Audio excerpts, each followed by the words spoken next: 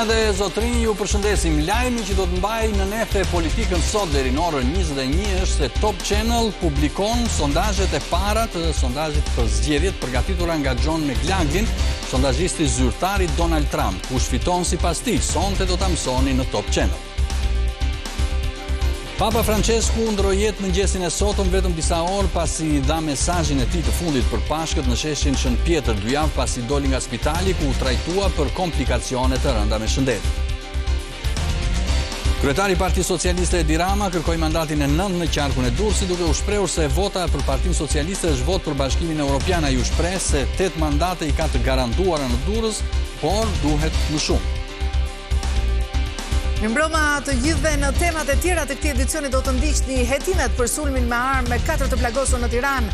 Ende nuk kanë gjetur autor. Policia ka dalë në konkluzionin se janë përdorur 2 armë Kalashnikov, por në dorë ka vetëm mbetjet e një motori të djegur dhe pashasi. Autoritetet në Kosovë deklarojnë se polici Muhamet Lika është vrarë për shkak të detyrës. Si dyshuari kryesor është një i mitur.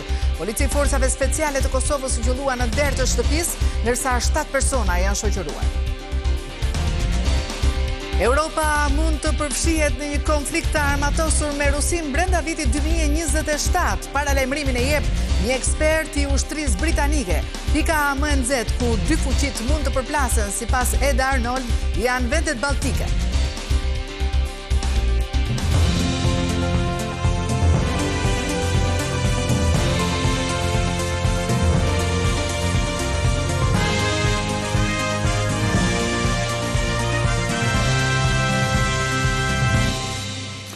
Top Channel do të publikoj sot në mbrëmje në orën 21 në emisionin Top Story të dhënat e rezultatit të parë të sondazhit për zgjedhjet. Sondazhisti John McLaughlin do të prezantoj të dhënat zyrtare për pëlqyeshmërinë e liderëve, orientimin e votës dhe pjesëmarrjen. Pikërisht bashkëpunimi i nivelit të lartë mes Top Channel dhe sondazhistit që parashikoi rezultatin e Donald Trump në zgjedhjet e fundit në SBA garanton një standard të ri dhe të besueshëm në llogaritjen e tendencave elektorale. 3, 2, 1, ecëm. Nisi maratonën zgjedhore. 20 ditë larg datës së zgjedhjeve parlamentare, Top Channel publikon sonte në mbrëmje të dhënat e para të sondazhit McLaughlin. Mirëmbrëma në Top Story. Perceptimi i shqiptarëve në prag të 11 maj do të zbërthehet në orën 21 në Top Story me Grida Dumën dhe analistët e ftuar, ndërsa zëri kryesor do të jetë ai John McLaughlin. Sondazhisti i njohur amerikan, i cili ishte dhe sondazhisti dhe strategu zyrtar elektoral i presidentit Donald Trump për zgjedhjet në Shtetet e Bashkuara të Amerikës, do të prezantojë të dhënat zyrtare për pëlqyeshmërinë e liderëve politik në Shqipëri, orientimin e votës, pjesëmarrjen e zgjedhësve në votime dhe preferencën e tyre për kryeministrin e ardhshëm. Profesor Dr. Sali Berisha. Çfarë diferencë ka mes Edi Ramës dhe Sali Berishës? Kush është më i kotuar nga liderët e rinj politik? Si ka ndryshuar preferenca për qytetarët nga zgjedhjet e 2021-shit deri më sot? Ky bashkëpunim i nivelit të lartë mes Top Channel dhe sondazhistit që parashikoi rezultatin e Donald Trump në presidencialet e SBA-ve garanton një standard të ri dhe të besueshëm në llogaritjen e tendencave elektorale, si dhe në analizën e opinionit publik. Për herë të parë në Shqipëri angazhohet një ekspert i këtij kalibri ndërkombëtar për mbulimin zgjedhor, me transparencë plot dhe të saktë, i cili ka marrë dhe vlerësimet maksimale të presidentit Trump. Mos u mbisni sondazhin e McLaughlin që do transmetohet ekskluzivisht në Top Channel. Në Top Story. Sonte ora 21 shpallen rezultatet e tij të para për Shqipërinë në Top Story. Ky është Top Channel. Papa Francesku ndroi jetë mëngjesin e sotëm vetëm disa orë pasi pati mundësinë të japë edhe mesazhin e tij të fundit për Pashkët në sheshin Shën Pjetër, 2 javë pasi doli nga spitali ku dhe u trajtua për komplikacione të rënda me shëndetin. Papa ndroi jetë në moshën 88 vjeçare. Vetëm një ditë më parë, duke përmbushur shpresat e shumë besimtarëve, Papa Francesku e dha vetë bekimin tradicional urbi et orbi në sheshin e Shën Pjetrit të dielën e Pashkëve. Kreu i Kishës Katolike në fakt duhet të kishte vazhduar të ruhej pas sëmundjes së rëndë, sepse gjendja e tij shëndetësore nuk ishte e mirë. Ati i shenjtë nuk pati fuqia sa lexonte vetë mesazhin e pashkëve dhe në vend të tij këtë e bëri arqipeshkvi Diego Ravelli. Megjithatë, Francescu ja doli t'i bënte shërbimin e fundit besimtarëve, duke i uruar personalisht pashkë të lumtura dhe të bekuara. Sot mbriti lajmi i trish se kreu 88 vjeçari kishës katolike ndroi jetë. Në njoftim u tha se këtë mëngjes në orën 7:35 Francescu u kthye në shtëpinë e atit. E gjithë jeta e tij ju kushtua shërbimit të Zotit dhe kishës. Ai na mësoi të jetësojmë vlerat e Ungjillit me besnikëri, guxim dhe dashuri universale, veçanërisht në favor të më të varfërve dhe më të marginalizuarve. Me mirënjohje të pamas për shembullin e tij si dishepull i vërtet i Jezusit, ne përcjellim shpirtin e Papa Franceskut në dashurinë e pafundme e të mëshirshme të Zotit nënvizohej në njoftim. Ati i shenjtë u shua në rezidencën e tij në Vatikan. Liderët botror kanë ofruar menjëherë ngushëllimet e tyre, por edhe mesazhe lartësimi të figurës së Papës Argjentinas. Presidenti francez Emmanuel Macron, ndër të parët udhëheqës që bën homazhe, e quajti një njeri të përulur që u rreshtua në krahun e më të brishtëve. Për kryeministrin holandez Dick Schoof, Francescu ishte në çdo mënyrë një njeri i popullit, një model për katolikët dhe jo katolikët bashk. Presidentja e Parlamentit Evropian Roberta Metsola kujtoi se buzëqeshja e tij ngjitse pushtoi zemrat e miliona njerëzve në mbar botën. Kreu i shtetit izraelit, Isaac Herzog, përshëndeti dhe mshurinë e tij të pakufishme, ndërsa drejtuesi i ekzekutivit skocez Johnny Sweeney e përshkroi si një zë për paqen, tolerancën dhe pajtimin.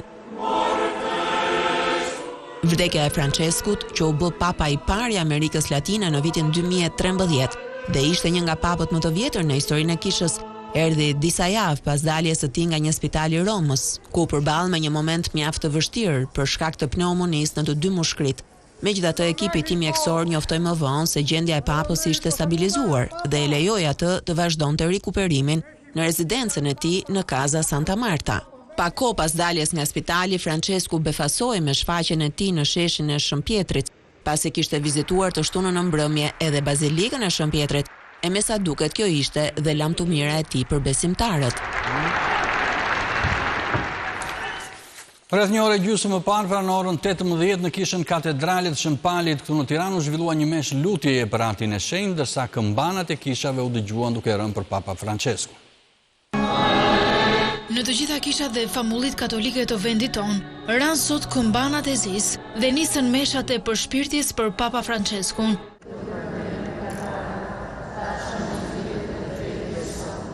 Edhe në katedralin Shëmpali në kryeqytet, një meshë e veçantë mbajtë drejtuar nga arkipeshkvi i Tiranës dhe Durrësit, Imzot Arjan Dodaj, ndërsa u shoqërua nga një foto e papës në qendër të kishës. Çfarë dashurie të madhe ka të tuar në çdo rast me gjithënd Papa Francesku për ne. Na ka dashur pafundësisht, ka dashur shumë vendin tonë, Shqipërinë, përballë çdo simboli të flamurit të qereshës apo të historisë, ishte gjithmonë i përfshirë. Ka dashur shumë të riktanë, duke i ftuar të ndërtojnë vendin, e lujtojnë fjalët e tij, pasi i thonë Shqipëria ka nevojë për të jetë vetë. O Francesku, ne vini që nga qielli tani je këtu pranë ne. Neve kur nuk të rrojmë dashurinë tënde për ne. Neve kur nuk të tërheqim se lutemi për ty, të bindur se shpirtin mirë që ne kemi më shumë nevojë për lutjet e tua. Flamuri i Vatikanit u ul në gjysmështis në të gjitha famullit, ndërsa duke nisur nga kjo e hënë, mesha e pasdites në orën 18 do t'i dedikohet papës në mbar Shqipërinë. Lajmi i vdekjes së papës i gjeti të dy politikanët në për takime elektorale. Edi Rama dhe Sali Berisha u kërkuan mbështetësve të tyre të mbanin 1 minutë heshtje për Papa Franceskun. Kryeministri kujtoi edhe një pjesë nga takimi me papën këtu në Tiranë. Presidenti i Republikës Bajram Begaj u bashkuan ngushëllimeve për ndarjen nga jeta të Papa Franceskut, për të cilin tha se sot u ngjit në qiell pranë atit për të çuar në qiell atë që la trashëgimin tokë, dëmshurinë, dashurinë dhe përkushtimin ndaj çdo njeriu, çdo besimtari e çdo feje. Mëngjesin e së hënës së Ëngjëllit, thot kryetaria e Kuvendit Elisa Spiropali, përfundoi rrugtimi toksor i Papa Franceskut. Ati i shenjtë ishte mbrojtës i fuqishëm i më të varfërve, më të dobëve dhe më të marginalizuarve, të cilëve u kushtoi gjithë jetën dhe dashurinë e tij. Lajmin për ndarjen nga jetat Papa Franceskut, kryeministri Edi Rama e mësoi teksa kishte nisur një takim me gratë në Kavaj, nga ku u mbajt një minutë heshtje. U pret në paqe. Kryeministri ndau më pas detaje nga takimi i fundit në Vatikan me Atin e Shenjtë. Edhe se harroj kur më tha, kryeministri tha, nëse nuk i them ato që kam për të thënë, tani që kam kohën me njerëzit, kur do t'i them dhe kuj do t'a them, krimbave, kur shkojnë varë. Atin e Shenjtë e nderoi edhe kryetari i Partisë Demokratike, Dr. Sali Berisha. Krishtrimi, mbar njerëzimi, shqiptarët kanë humbur një kolos të mendimit, të besimit tek Zoti, por dhe të dashurisë dhe respektit për njeriu. I përjetshëm, kujtimi i shejtërisë së tij, Papa Franceskut.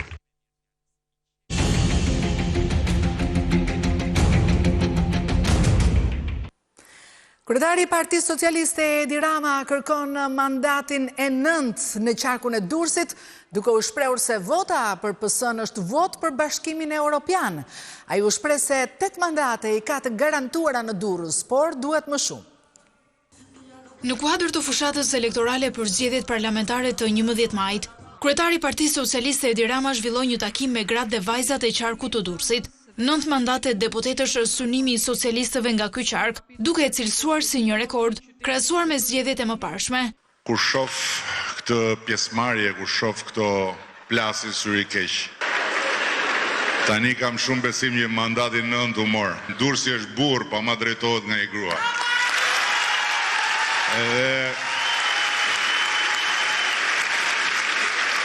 Drejtohet nga një grua që unë kam shumë shoqe. Teksa kërkon të qeverisë edhe në mandatin e 4, nga ky qark Rama arreston dhe investimet që janë kryer, por dhe që do të vijojnë në Durrës.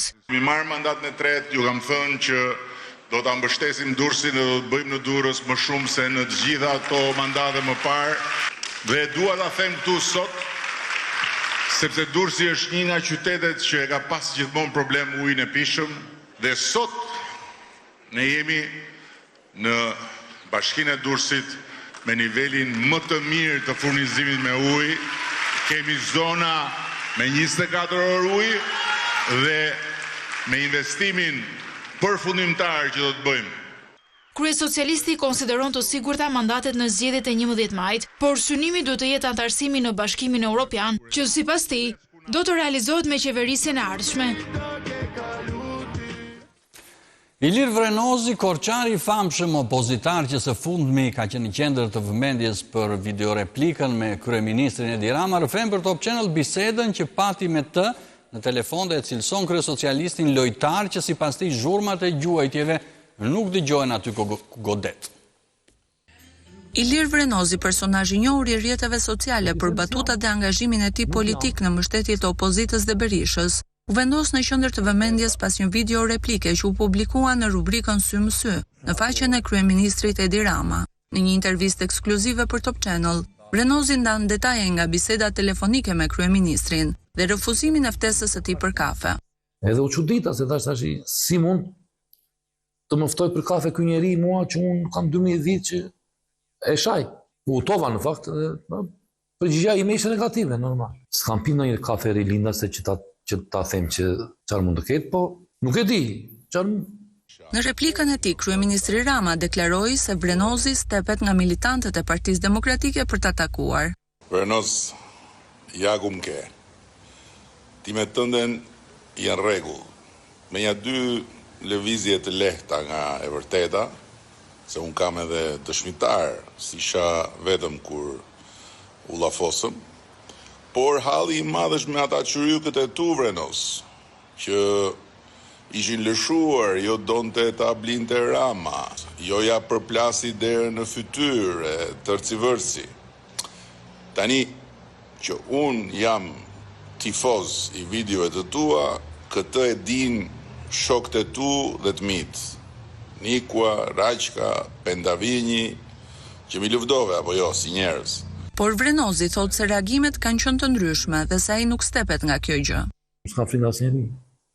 Po kjo ke frikë nga partia është kështu, çiksi të vënë në sejtër. E ke parasysh? Mëtej ai shton që ditën e nesërme kur kryedemokrati Sali Berisha të jetë në Korçë, mes tyre të ketë një takim. Berisha është i zënë tash, do merret me Venozën. Nesër kur të vinë në Korçë, ndoshta do ta pim një kafe. Mbetet për tu parë.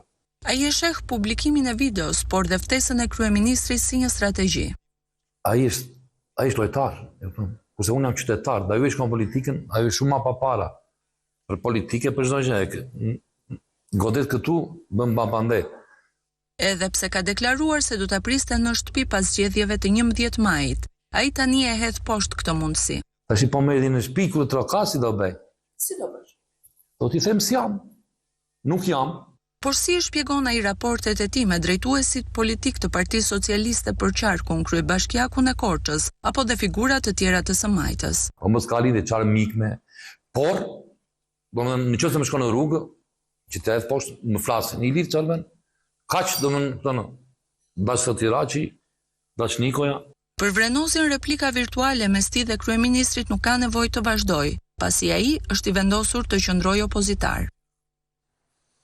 Kryetari i Partisë Demokratike, Sali Berisha, ishte në Kukës sot pas dite ku prezantoi kandidatët e opozitës dhe akuzoi sërish Ramon, këtë herë edhe për marrëdhëniet me Kosovën. Jam këtu, në emër tuaj, për t'u përcjell një mesazh vllazëror.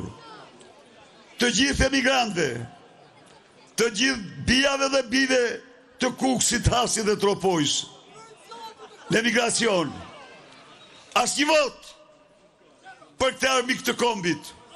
Edi Rama, për zuri nga Tirana, 2 javë më parë, përfaqësues të qeverisë Kosovës, sepse i vuri nofken e armikut në një kohë kur Departamenti i Shtetit, Qeveria e Shteteve të Bashkuara, dhe etiketoja rezolut si një letër e vdekur pa kuptim.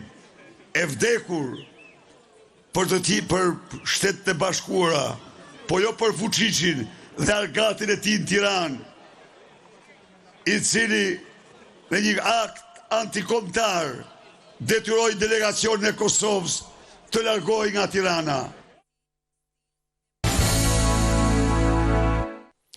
Hetimet për sulmin me armë me 4 të plagosur këtu në Tiranë enden nuk kanë gjetur autor apo shkak se përse ndodhi ngjarja, ndërsa policia ka dalë në konkluzionin se janë përdorur 2 armë Kalashnikov, por në dorë ka vetëm mbetje të një motori të djegur dhe pa shasi. Le të ndjekim Doriana Bezat.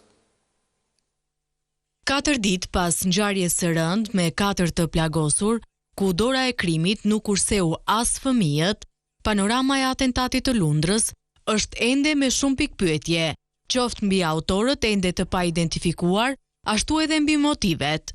Pas atentatit me 4 të plagosur, autorët së bashku me armët e krimit dhe motorin udhëtuan rreth 8 kilometra nga vendi i ngjarjes derisa mbërritën këtu në fshatin Fikas të Tiranës, ku me zbimësisë braktisën motorin dhe i vun flakën, ndërsa për 2 Kalashnikovët e përdorur në këtë ngjarje ende nuk dihet asgjë.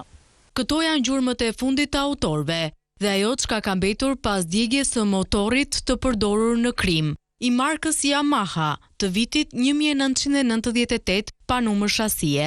Për identifikimin e tij, policia po shpreson në karakteristika të tjera të mjetit, të cilat u ka nisur policive partnere. Në ngjarje, policia dyshon se është përfshirë së paku dhe një person i tretë, që ka larguar autorët nga Fikasi, ku braktisën motorin. Hetuesit në teren po punojnë me kamerat e sigurisë në zonë për të marrë tërdhëna të reja mbi drejtimin që kanë ndjekur më pas autorët. Deri më tani është zbuluar se ata janë nisur nga fshati Vishnjë, kanë vijuar në Picall e më pas kanë mbërritur në Lundër, ku kanë qëndruar rreth 5 minuta të fshehur me zbimësisë, derisa në rrugë është shfaqur mjeti G-klas ku udhëtonin 2 vëllezrit e mitur Demiraj me mikun e tyre dhe shoferin, të cilët nga breshëria e 2 Kalashnikovëve betën të 4 të plagosur.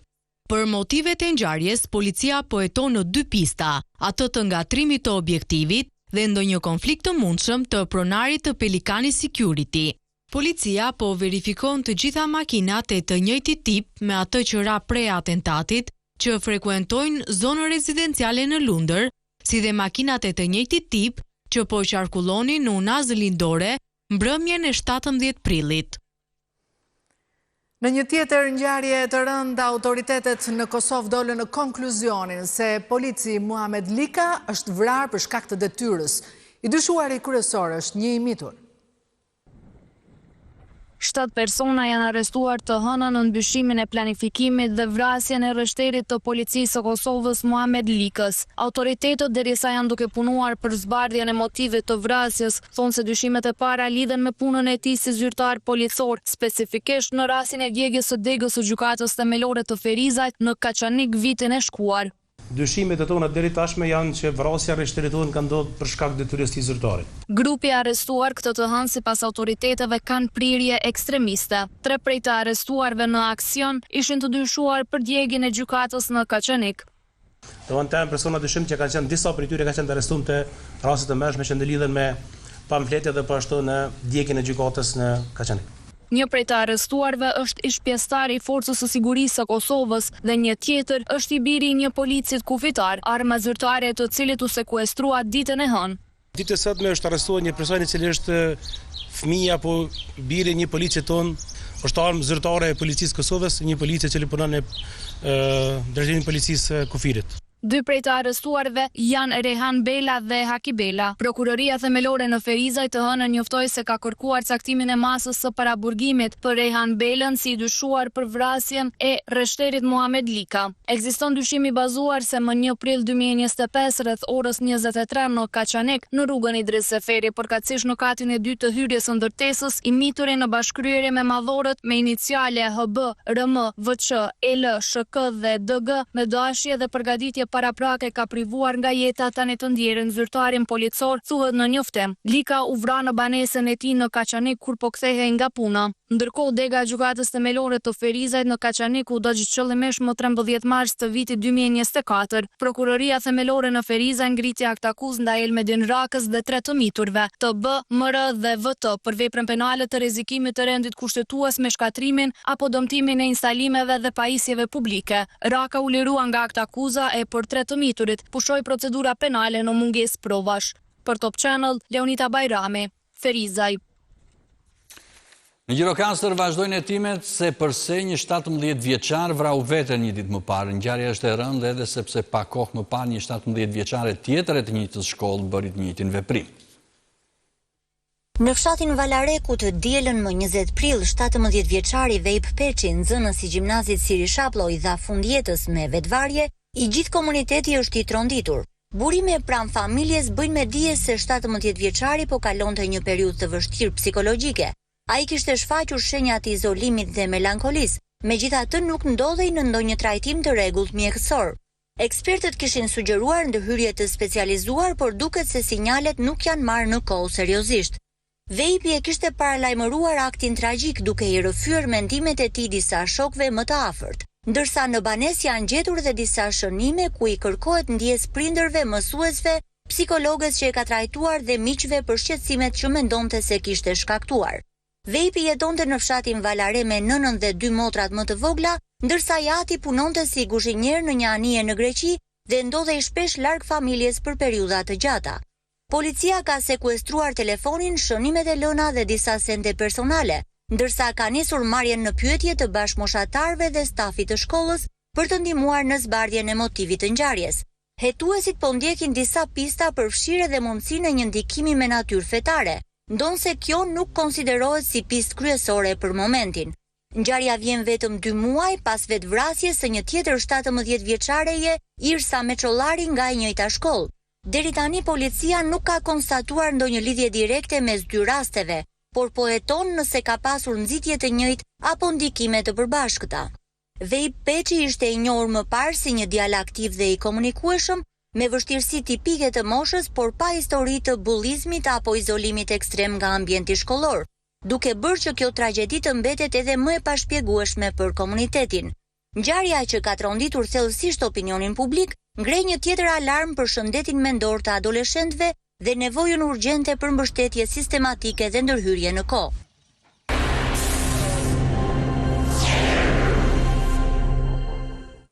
Radhë të gjata janë krijuar sot në pikën kufitare të Kapshticës për shkak të emigrantëve që po rikthehen në Greqi pas festës së Pashkës. Largimi i emigrantëve pas Pashke ka shkaktuar radhë të gjata në pikën e kalimit kufitar të Kapshticës. Përveç terrenit doganor ku mjetet kanë qëndruar në trekorsi, qindra automjete janë vendosur në kolon duke krijuar radhë kilometrike, ndërsa emigrantët pohojnë se kanë qëndruar në pritje për orë të tëra. Dogon ka 2 orë që presim, gjithmonë për festa, ka pas vonesa, nuk punojnë, kështu thonë. Ne po bëjmë gati 2 orë. Po pse? Trafik. Mendoni se do prisni jetë? Po ja 2 orë besoj. Pavarësisht fluksit të lartë, Pala Greke ka punuar me 3 sportele në hyrje, ndërsa është dashur një takim dypalësh mes autoriteteve për të shtuar një sportel dhe intensifikuar ritmin e punës.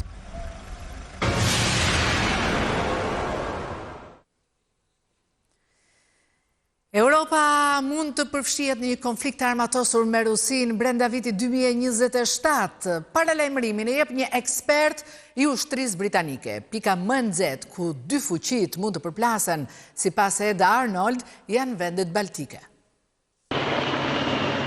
Brenda 2 vitesh, thot eksperti britanik Ed Arnold, vendet e NATO-s mund të përfshihen në një konflikt ushtarak me Rusin, i cili me shumë gjaz do të nisë pikërisht aty ku është edhe frika më e madhe e shpërthimit të tensioneve, në Balltik. Arnold, analist ushtarak pranë Institutit Britanik të Shërbimeve Mbretërore të Bashkuara, tha në një intervistë për agjencinë gjermane të lajmeve DPA se vendet e Aleancës Veriatlantike duhet të përgatiten për luftë në 2027-ën. Nëse Rusia do të kërkojë qëllimisht të nisë një konflikt, eksperti beson se kjo ka shumë të ngjarë të ndodhë në Balltik, sidomos në korridorin Suwalki, e vetmja urë toksore që lidh shtetet e NATO-s në Europën Qendrore dhe aleatët Balltik.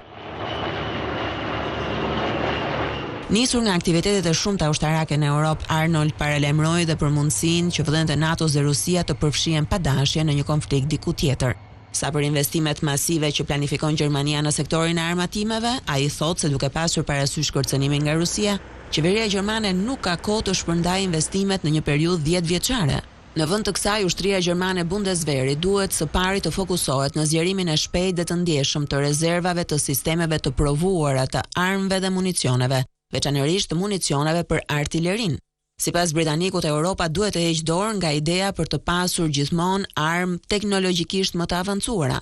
Shembulli i Ukrainës tregon se nuk duhet të kesh gjithmonë më të mirat. E rëndësishme është të jesh thjesht pak më mirë se kundërshtari, shprehet ai, duke nënvizuar se sot ka ndryshime në mënyrën se si zhvillohen luftimet dhe kjo lidhet shumë me përdorimin e dronëve në fushë betejë.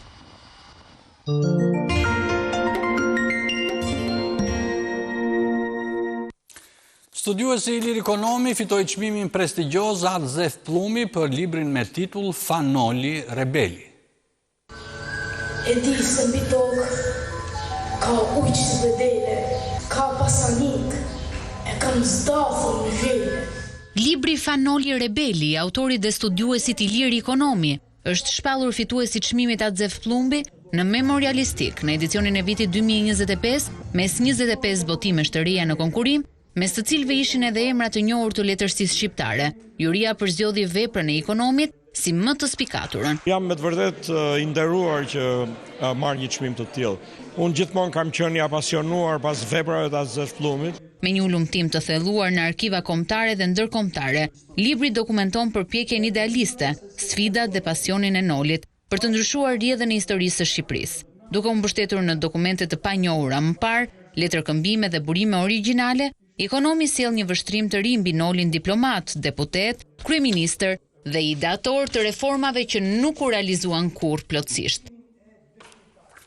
Dhe ishte gjithçka për edicionin tonë të mbrëmjes këtu në Top Channel. Ju falenderojmë që na ndoqët. Mirupafshim. Mirupafshim.